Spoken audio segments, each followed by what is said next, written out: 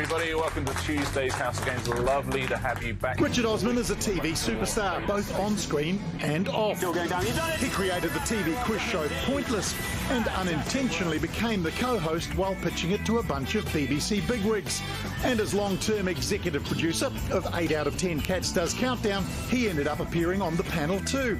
Are you guys that would go for a risky 9 or a certain 4? What would you go for? Depends what time of night it is, doesn't it? Yeah. You start off going for a risky 9, don't you? And then you end up with a certain 4. That's how that... He's also hosted BBC's House of Games and popped up on British panel shows like QI and Would I Lie to You? There's not many things I can do as fancy dress. I can do Frankenstein, and I can do Darth Vader, or I can do 2 children standing on each other's shoulders wearing a raincoat. Outside of TV, he's an award-winning author, selling millions of copies of his series The Thursday Murder Club. Now he's back with the latest instalment, The Last Devil to Die. Joining us now from Sydney, please welcome Richard Osman. Now, Richard, I've written a book. It did not sell millions of copies. So what's the secret sauce in your series? Well, listen, between us, we've sold over 10 million books, so that's good. We can take that as a statistic. I think it's, listen, I've no idea. I try and write books that have a bit of warmth, a bit of humour, and plenty of murder, and that combination seems to suit people. I was missing the murder element. It was more self-help, but I could... something to work on. This is the 4th book in the series. What are we going to love about this next instalment? Well, firstly, I'd like to say that someone should write a book that combines self-help with murder. That feels like an international bestseller. So all the books are about a group of 4 people in their late 70s, early 80s who live in a retirement village and solve crimes together. There's murders all around. They solve them. And in this one, a box of heroin comes into the UK on the day after Christmas because they figure no one's going to be looking. It comes in, there's murders around it, and the Thursday Murder Club have to find the heroin and find someone who kills a very good friend of theirs. So it's lovely, cosy crime stuff for everybody. Now, we are lucky enough to have a signed copy of the book here with us.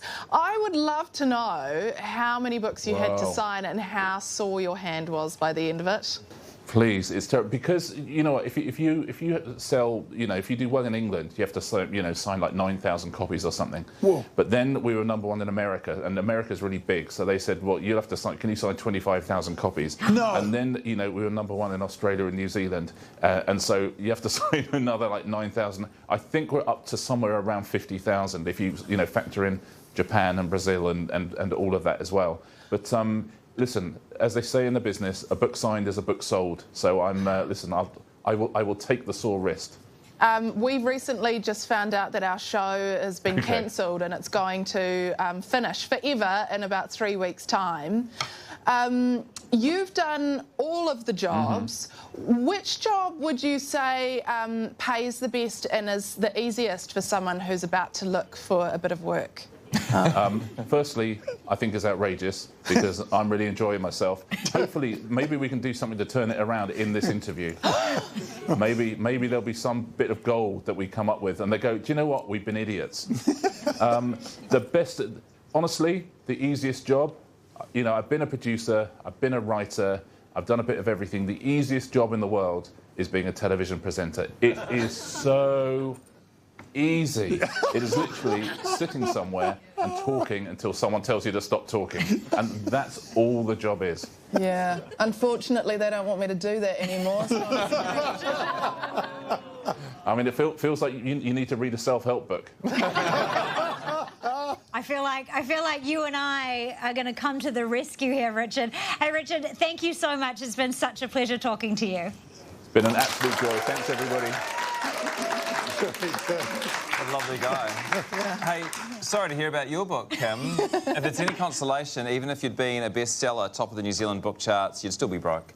Yeah, no one's making much money off books. The irony is, I wrote it when I was 25, back when I knew everything, and multiple members of my family and friends have actually screenshot my own advice and sent it to me later in life.